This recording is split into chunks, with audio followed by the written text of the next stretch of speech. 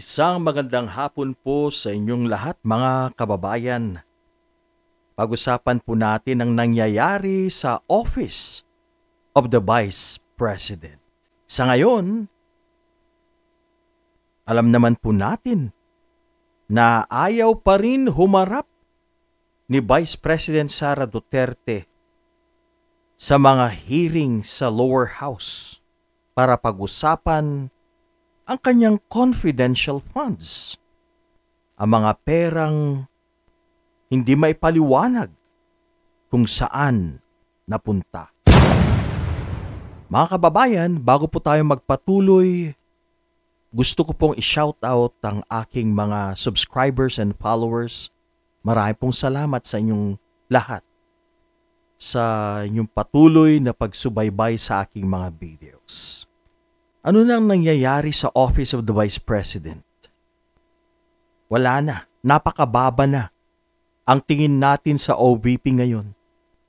Ang dating magandang pagtingin natin sa Office of the Vice President sa panahon ni Leni Robredo ay bigla na lang naglaho. Napalitan po ng ibang impresyon. Sa ngayon, iba na. Mababa na. Marami sa mga Pilipino na bumaba ang pagtingin nila sa Office of the Vice President. Dahil nga po sa pag-mismanage at nakikitang pag-mishandle ng Vice President natin, ang incumbent President na si Sara Duterte. Mga kababayan, itong mga officials ng Office of the Vice President ay mukhang takot na takot. At una nga po, sila po ay inimbitahan pero wala pong sumasagot. Wala pong pumupunta. Kaya napilitan po silang ipakontempt ang mga taong ito. Pwersahan na. Ang isa nga po dyan ay nakatakas po o pinapunta sa US. Buti na lang bumalik para magpaliwanag sa hearing sa lower house. Ang latest po, ang matunog ay ang pagharap ni Attorney Zulaika Lopez sa hearing. Puro nga po deny, I don't know ang kanilang mga sagot. Ang isang attorney naman, isang attorney ni VP Sara na si Attorney Sanchez. Rosalyn ba yun? Abay, halatang halata. Halatang halata po na ninenervyos sa kanyang pananalita. O masasabi mo sa unang tingin pa lang at pakikinig sa kanyang mga statements ay talagang ninenervyos. Alam po nyo, ang isang tao na wala pong itinatago ay hindi po matatakot. Pero maliwanag na ang mga tao na ito ay kabado at may tinatago. At meron pong reservations. Nakikita po natin na wala po silang planong sabihin ang katotohanan. Dahil puro I don't know, or it's not the scope of my job, or it's not the scope of my work. Yan po ang kanilang mga palusot. Mga kababayan, maliwanag. Mas maliwanag pa sa sikat ng araw na meron nga pong tinatago ang Office of the Vice President. At ang nakikita po natin, ito pong mga staff, mga officials ni VP Sara Duterte ay mga nagamit lang. Siguro po kahit gusto po nilang magsabi ng katotohanan, pero meron pong threats sa kanilang mga buhay. Takot po silang magsalita. Alam naman po natin, ang galawan ng mga Duterte mahilig po sa pananakot. Mahilig po sila sa pamumwersa, pag-coerce. Diyan po sila kilala. At sigurado pong ang mga officials na to ng Office of the Vice President ay may mga threats na pag magsalita ka, ito ang mangyayari sa'yo. Yan po ang tingin natin. Kilala natin ang mga Duterte. Kawawa po. Kawawa itong mga officials, high-ranking officials ng Office of the Vice President. Dahil sila po ang naiipit dito at pwede po silang makasuhan dito. Natatakot po sila. Yan po ang ating assessment, ang tingin po natin dyan. Samantalang itong si Sara Duterte ay hindi pa rin po sumisipot. Despite po yung mga imbitasyon sa kanya, wala. Matigas ang ulo, walang respeto sa mga tao sa Kongreso. Mga kababayan, ito pong si Attorney Zulaika Lopez.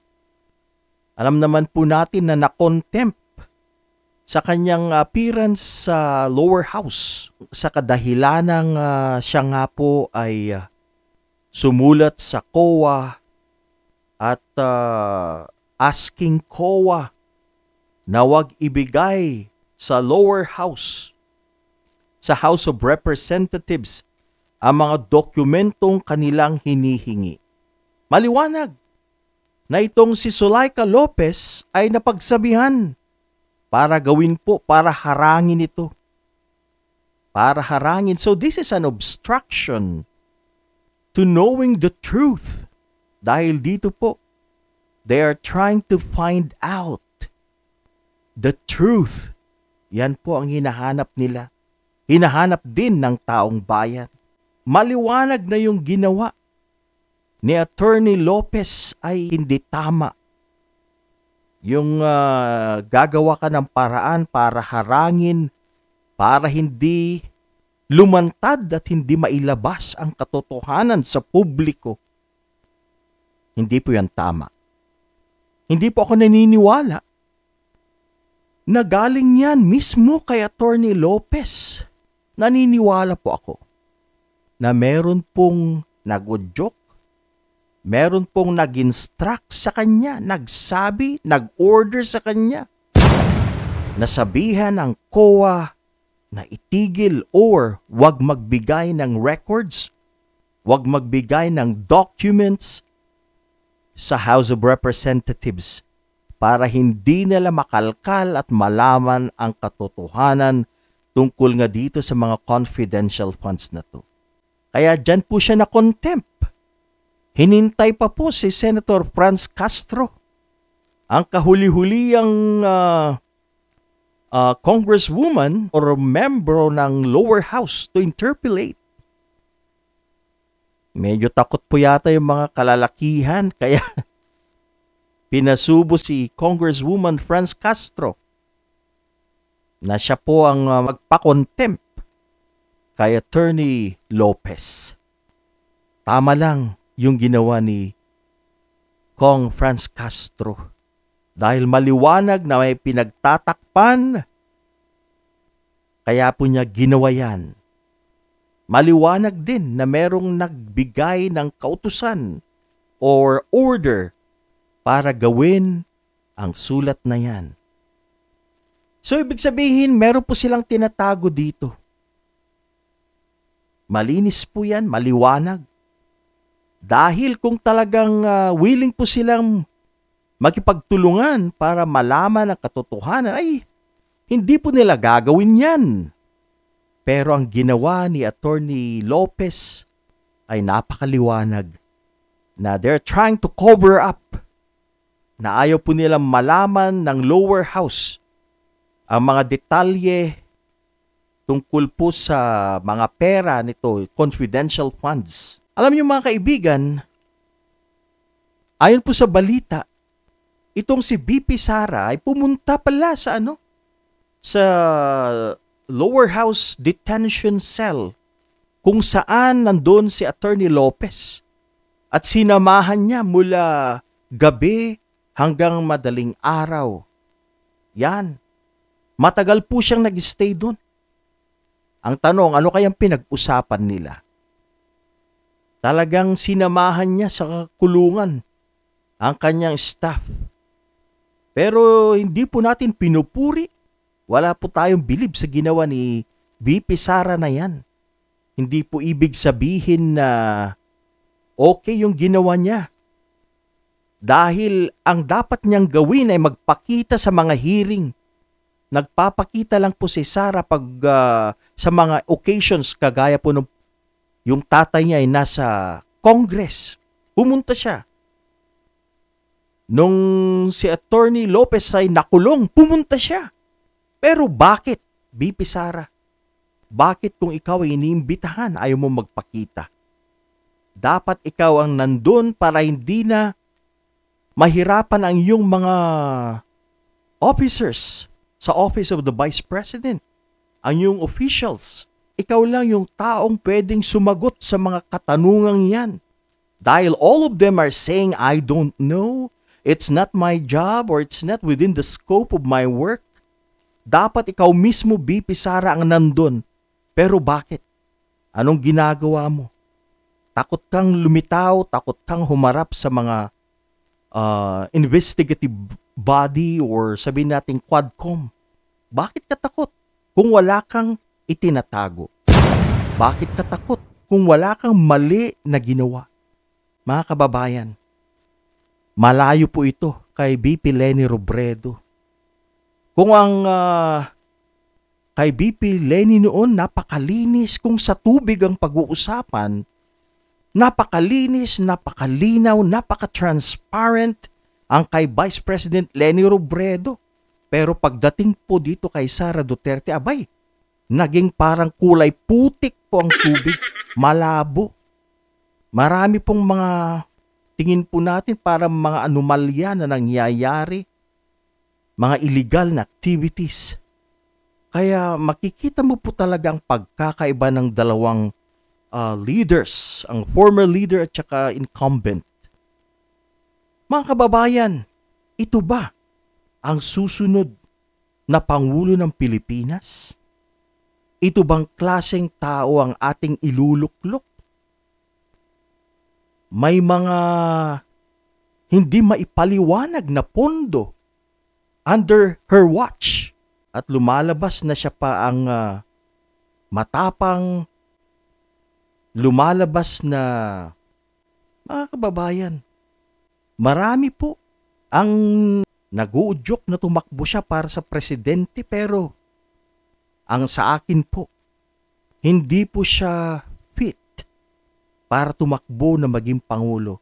Hindi niya po kaya ang trabaho at ngayon pa lang makikita na natin or nakikita na natin na marami pong mga irregularities, mga bagay-bagay na hindi niya maipaliwanag. Kailangan po natin ng isang pinuno na malinis, may integridad, isang pinuno na may transparency, wala pong itinatago at honest. Kailangan po natin ng isang Sara na may H dahil honesty is the best policy. Mga kababayan, sana naman pumili tayo ng tama. Para po sa akin, si BP Sara Duterte ay hindi qualified maging Pangulo. Kahit sabihin na natin isang abogado, pero according to her performance na nakikita natin ngayon, hindi po niya kaya ang trabaho bilang Pangulo and hindi po lulusot, hindi po papasa ang kanyang mga performances. Yan lang po mga kababayan. Okay, ito lang po muna ngayon ang ating maikling talakayan. Sana po'y nagustuhan po ninyo. Marami pong salamat sa inyong lahat sa patuloy niyong pakikinig at panunood sa aking mga vlog, sa aking mga videos. Mag-iingat po tayo lagi. Paalam!